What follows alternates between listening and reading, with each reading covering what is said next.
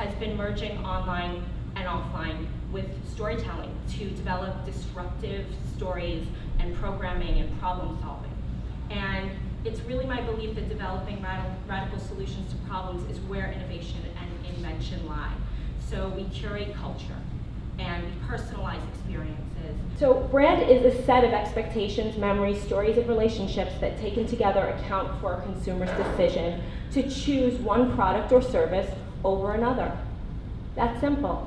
Now, a lot of brands come out and they essentially just come out because the person feels compelled to put out a product. What's your reason for being? At the end of the day, though, if you're giving someone comfort from their hectic life, you're still changing their life. I like to draw a lot from kind of, some esoteric ideas. And there's a guy named Simon Tchaikovsky, who is an Ayurvedic psychologist. And he created these 5 spirit types, or 5 dharma types. And you can research him. I think his website is spirittype.com.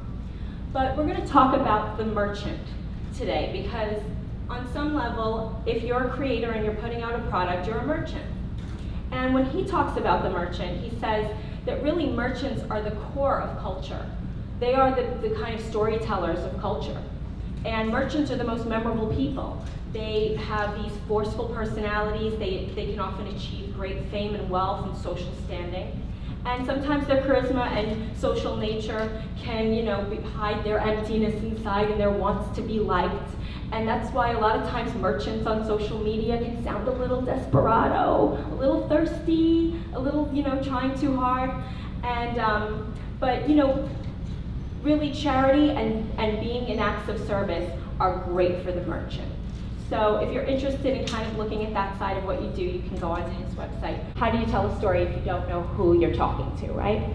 Most people will say out of the gate, like, my product's for everybody. I want everybody to like it. I want everybody to buy it. But when it comes to marketing and storytelling, you really need to choose who you're going to talk to specifically. Everyone will follow if you talk to the right people first. If you don't know who you're talking to, you're not relevant to anyone. So know your audience. And the audience I feel really is a standout audience is the affluent, okay? And we're gonna talk about 3 sectors and segments of affluence. But they are the most powerful demographic, and they have very strong buying power and very strategic habits, some fickle and some very strategic. Who's the affluent millennial?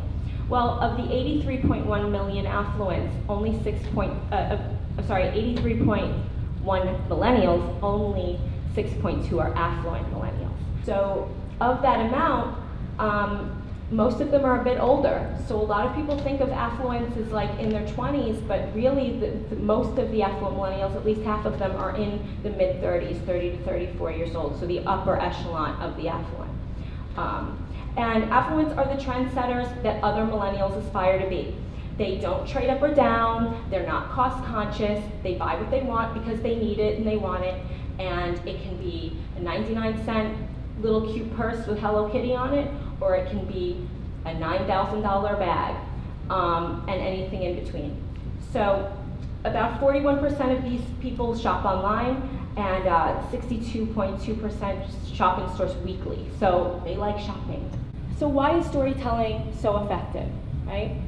I'm hungry, I'm thirsty, tell me a story, right? Those are the 3 things you said as a little kid, the most.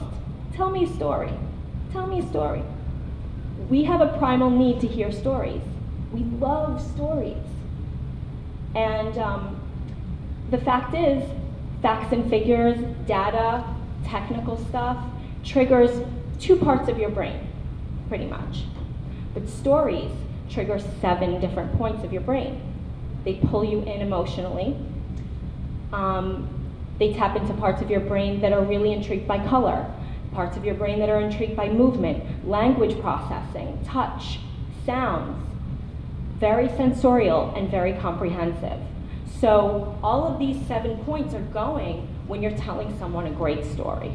But you just see this person, like, they're likable and they're cool and they're intelligent and they're knowledgeable, and all of a sudden they're selling thousands of dollars of product out of nowhere.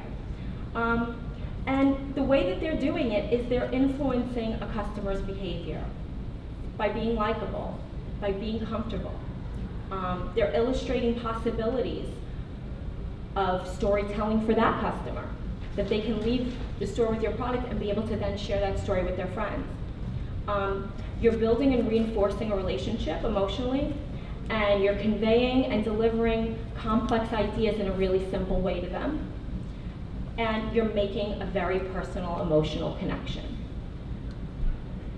So, there's a nuance to that. It's not something that can necessarily be taught, but hopefully you guys can walk away with some of the keys today after this. I personally have clients of my own who've come to us and who show me their social media, show me their latest Instagram posts every single day. What do you think of this post? What do you think of this story I'm telling?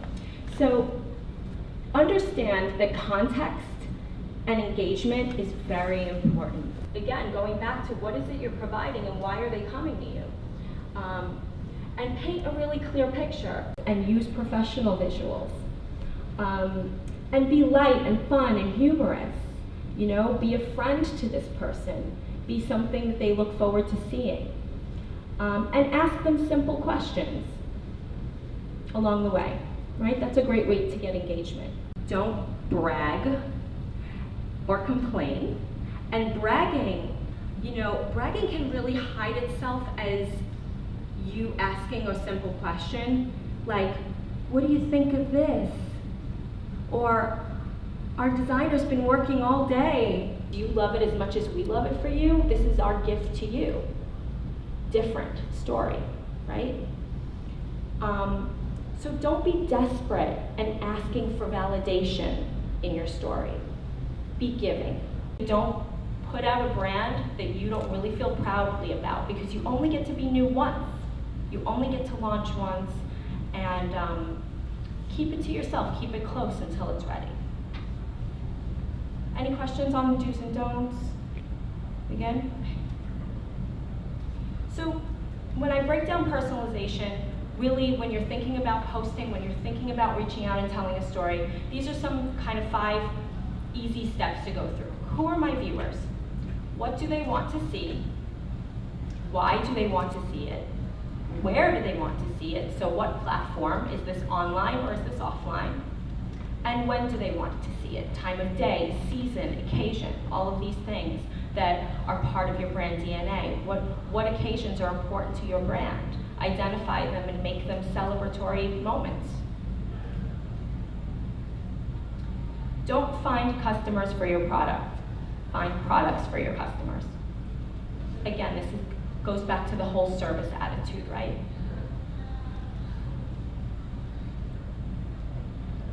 So the way we really find what our customers need is sometimes by having conversations and communicating with them. So these are some tactics for your brand marketing and for your messaging that I think could be really helpful. So social media, we know it's here, we're all young people in this room, it's not going anywhere, so you need to be there. And if you don't know how to be there, you need to get better at it, and you need to try stuff. And if you do know how to get there, then keep being there, and your people will come. Just keep building it and getting the word out. So when I talk about social media and what your brand stands for, I like to really think about it as a media company. You should think of yourself as a publisher in a newsletter or a media company that has a really strong strategy towards getting these basically 4 steps accomplished for your brand to really start to take off. And the first step is hero, right? Create fame. How do we do that? We'll talk about that. Your hub, where you engage and involve people, where you live, essentially. Is it your brick and mortar store? Is it your website? Is it both? Is it a pop-up? Then hygiene, just because it's another H word, but keeping the message clean, right? Keeping it consistent. And that's really the key.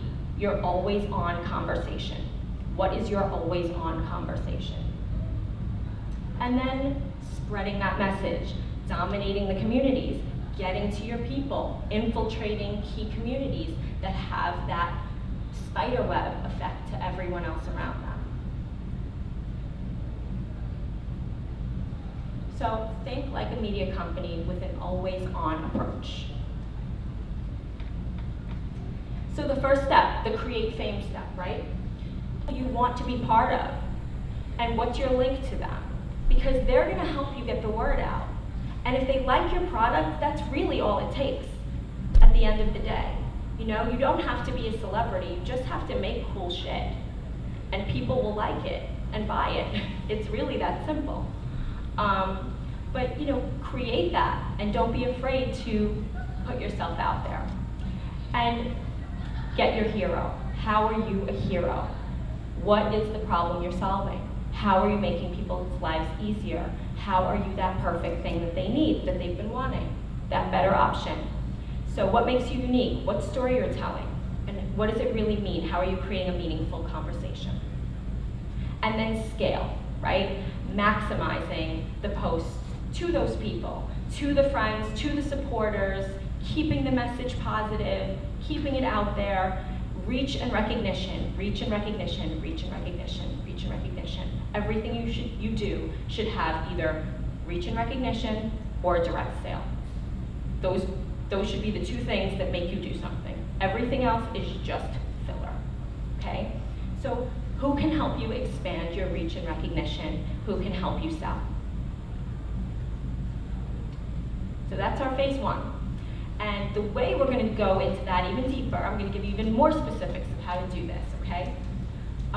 Now, first, I know you might be saying, it's hard to share my thoughts. I don't know what to say. What do people care about? I don't want to be in public talking. I just want to make my stuff, right? I have ideas, but I don't know how to attract an audience. I take crap pictures. That's a big one, okay? My e-commerce is a mess. I'm too busy with my business, managing my staff, managing my production, right? All of these things. And that's fine. You don't have to do everything at once, but just try to make time in curating this so that eventually it starts to make sense, and eventually the help will come. Eventually the intern who knows how to do this will come. Eventually enough money to hire me and Shama to help you out will come, you know? But just start somewhere, and don't get caught up in these roadblocks, okay? Because here it is. There are 4 pillars that essentially, if you can tap into these 4 themes around your brand and talk about these 4 themes, you'll be in a much better place and you'll be on your road. Where you found it, what's the story, what's the heritage, what's the inspiration, right? Problem solving is innovation. And we live in a world now where people say everything's been done. Everything has not been done, okay? We're living in a world that is moving so fast, and all innovation is taking a problem and solving it, okay? So how are you doing that? Come up with some high value perceptions and competitive pricing ideas, anything to do with your product that's gonna pull you out into the game. Do trade events, be part of whatever category your product is in a major way, but in a differentiating way, and talk about it. Second thing, culture. This is the part everybody really loves. They want to be part of music and art and the fashion scene and the celebrities and the influencers. But you know, find ways that you're going to collaborate with these people, or that you're going to get recognized with these people, that are natural and organic. Voice. So a strong visual identity is considered a voice just as much as a strong verbal and communications voices. So what is your quality of your photos, of your images, but then also what is your tone? Who is this kid, girl, boy, guy that is inviting people to the party? That's your product. How do they talk? How do they walk? How do they look? Where are they from? Right? Why does everyone want to be friends with them? That's your brand, that's your voice. And are they funny sometimes? Are they cranky sometimes? Are they ironic? Are they over the top luxury? Are they silly? Do they rant? Are they just straight to the point? Are they a little snotty? You know, put personality in there, but make it genuine and make it consistent, and don't make it all over the place. And then engagement. Create online campaigns that engage consumers to come to events, to look at your products that are in an aspirational and fun way. So choose topics and themes that are human. And maybe even slightly ironic, like I said before, speak like a friend. Don't be that person, okay? You guys are the aspiration. So really talk that way and be that fun voice. So phase 2 is connecting this network now, right? So when you start talking to your target online and offline, you can really do it via people they already know and trust. And those people that they already know and trust, they may not already know and trust, but just because they are someone who's associated with you and not you directly will also give you that endorsement, right? So have someone on your staff, have someone who came into your store, have someone who loves your items talk. They can be an influencer just as much as somebody with 1 million followers can be, if it's authentic. So designers who work for you, your staff, any kind of contributors or influencers, even, you know, the dog who hangs out at the studio, you know, they could be a personality in your social media and part of your brand. Get creative with this and involve people who are around you. Now we have to also take this offline, right? Because online and offline really work so well in tandem with each other. You can announce a new line, a new color, a new fabric you're working with, a limited edition of something, a great coffee that you love that you want to give away that's from one time to another time every day, you know, if you come into the store. Get creative with this, but bring people into your world so that you can talk to them, so that you can tell them stories and you can meet them and they can get that personal connection with you. And capture these moments, right? So you get a decent camera, or even a great filter on your iPhone and someone with a good eye, and these moments that you create offline become your online content and the things to talk about. And so people feel like, oh, I missed that, that looked fun. I should check out that store the next time they do something. And any kind of new collaboration or new type of news is a reason to celebrate and to invite people into your world offline as you can, or to sponsor something someone else is doing offline. So always on. Hygiene is greater than hashtags. That's my motto, okay? Keep your message clean, and you don't need to have 50,000 meaningless hashtags at the bottom of every post you make. Keep your visuals beautiful, and people will just want to look at what you're doing. And don't take yourself so seriously. Have fun with it. Keep this message consistent and working properly. So once you tell all these stories and you have a little bit of content, now it's really time to sort of curate what you're doing more out into the world and publishing it out into the world and creating anticipation and limitation and exclusivity by using these stories you've created and having influencers in digital and social networks now plugging them out for you. This is the only time I would say a hashtag is a great idea, but it should be an ownable hashtag. It should be something you use a lot, that's really yours, and that other people will easily want to use with you because it creates some sort of special emotional connection. And you'll do this with new releases, with collaborations, and anything that's emotionally or visually intriguing around your brand. And a lot of these publishers are looking for content, so don't feel like you're begging. Sometimes you're really doing people a favor when you're sharing this type of news about your brand. You can actually share impactful videos that aren't yours, right? You can share inspirational stuff. We have that ability. We don't have to be a private production house. Have some fun photo shoots that are really, you know, off the beaten path. Use a Polaroid camera instead of your iPhone, for instance. Have something that's just a little bit different. And ask people to review you and give them a reward for doing it. Ask people to talk about their experience with your brand and where they wore it, and to even take pictures of themselves and share it with you. And again, you create that network within.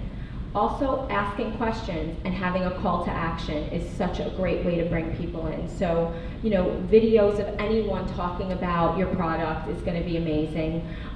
You talking about a meaningful story or something funny that has nothing to do with trying to sell your product, but just has to do with you being a regular person. I don't know if you guys are at all familiar with LPA or Lara Pia Robio, but she created her own offshoot line after being a designer at Revolve, and she's got a huge following. And a lot of her following and a lot of her posts is just about her being this really smart, quirky, flawed, honest girl living in LA and talking about her life and some of her cool friends and some of her not cool feelings about herself and her moments, and people really get drawn in by that.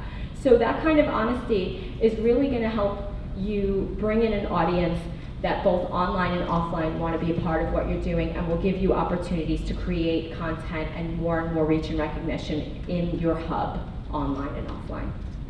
Does that make sense?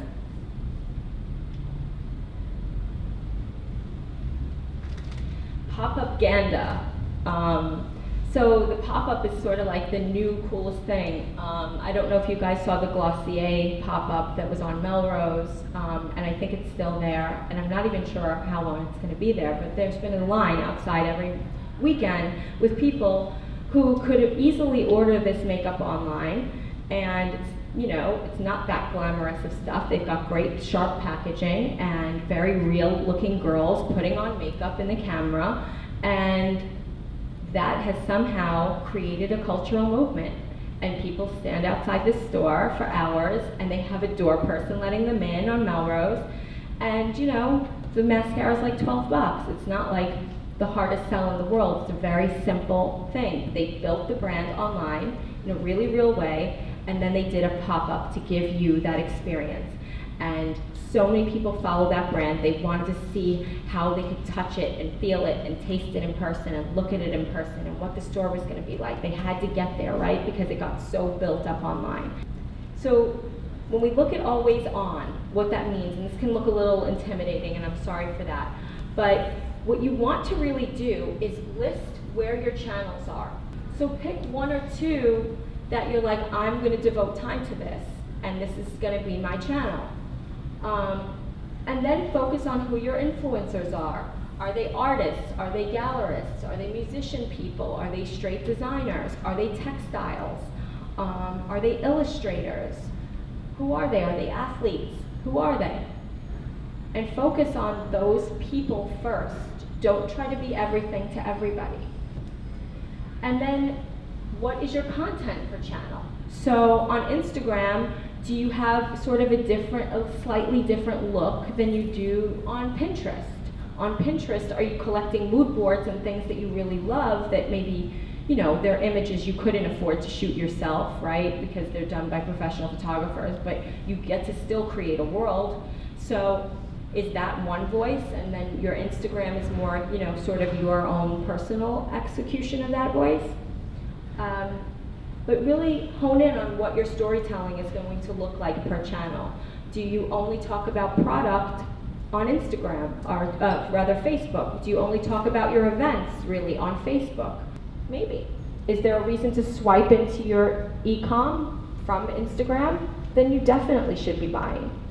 And then really, you know, what provides the most visitors? How does it provide the visitors?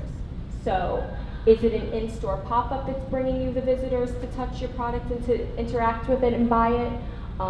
Is it Instagram where they're just buying directly by swiping into your e-com?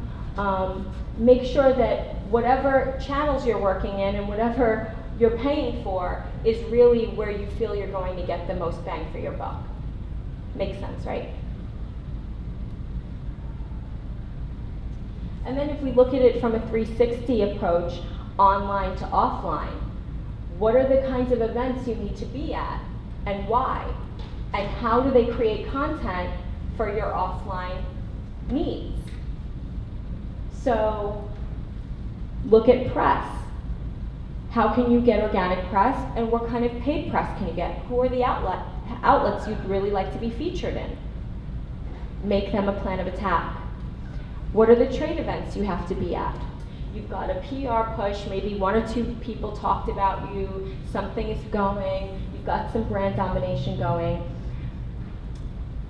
What you really want to do is now get more into your media. So your online print and communications is going to start to really need you to take a look at it once you start moving in more of this direction. This is going to be a time to start trying to get partner features.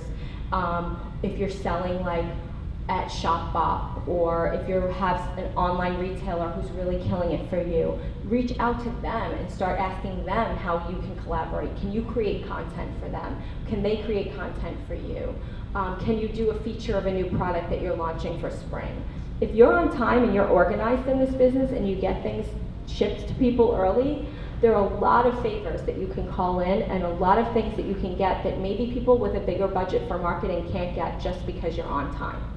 So don't be afraid to reach out with that kind of request from partners and from the press if you can. And get, again, a plan for your paid and earned media. Maybe now you want to put together a blog or a newsletter. Maybe it's getting to that point where you really want to create a calendar that's more consistent and that's talking more to your customer. And again, really honing in on where your e-com hubs are if you have other outsourced retailers working for you. And then offline, how can you be more interactive?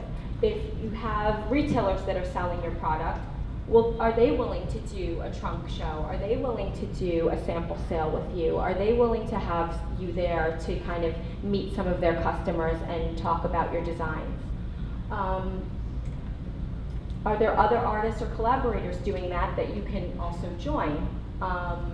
Any kind of event or art fair, and again, any retail partner that you're working with.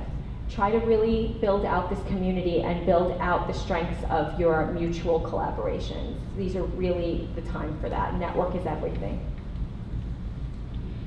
So how does this all kind of work? I know I've thrown out a lot of sort of concepts and a few kind of mechanical tactics that you guys can really implement. But just because I don't care doesn't mean I don't understand. Homer Simpson. Don't take everything I'm saying to you and do nothing with it. That's really all you have to do is look at what do you actually have the time for and what do you actually have the money for, and make online to offline marketing a line item and a daily practice for yourself, okay? So what's the most needed? Just look at maybe this list and what are the things that you can do yourself right now, and what are some things that you need a little bit of work with or a budget for to hire a professional to help you with, and really get real about it. But really do make this a line item, because in terms of your marketing and your voice, your story is really going to be king. So the first step is look at your brand. Just to recap and re-summarize, look at your brand. What's your offering? What's your budget? What's your final look and feel? What are your assets? What have you built out? What kind of photos do you have? Do you need a website? Do you need to create any POS items or campaigns? And what are some of the costs that might be incurred for content and partnerships that you'd like to pursue?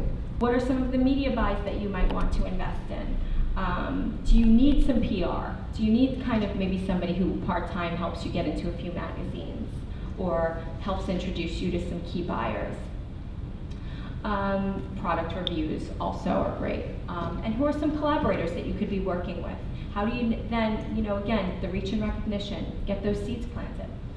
And then for the launch, your web and your content, your distributor and your retailer, they are going to be influential people and instrumental in terms of getting you contacts and having a budget to put you up on their own platforms.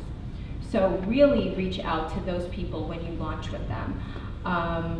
Your own website, what type of content are you delivering?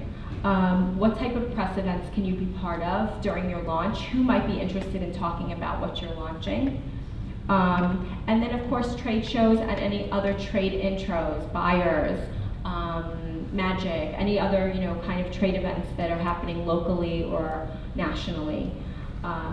And again, really tapping into the engagement in the storytelling that you're putting out.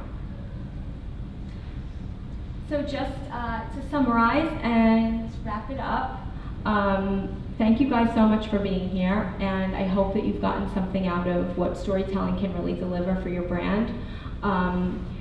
The way we see it, it's going to create real connections and loyalty between you and the people you're talking to. It will create awareness and aspiration, which no matter what price your product is, aspiration really is king. And it's going to create powerful emotional drivers that engage people, and really an integrated thinking style that will elevate and drive and diversify luxury-minded business for yourself using this always-on approach, okay? So thank you very much.